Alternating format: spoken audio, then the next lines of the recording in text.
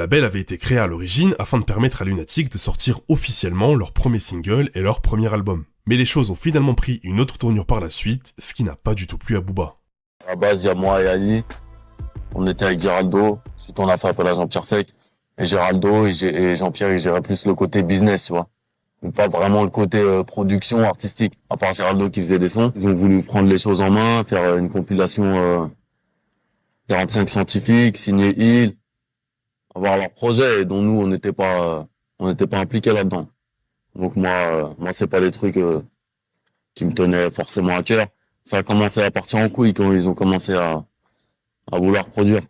Quand Géraldo et Jean-Pierre, ils sont pris pour des producteurs. Moi, je travaille en confiance. S'il y a des trucs bizarres, moi, ça m'intéresse pas. Booba est maintenant le patron de son propre label, qu'il nommera Talak Records, en référence au mont Talak du dessin animé Booba le Petit Ourson. Comme quoi, il décidera vraiment de tourner ce clash à son avantage. C'est d'ailleurs de ce dessin animé dont proviendra l'introduction de son deuxième album solo.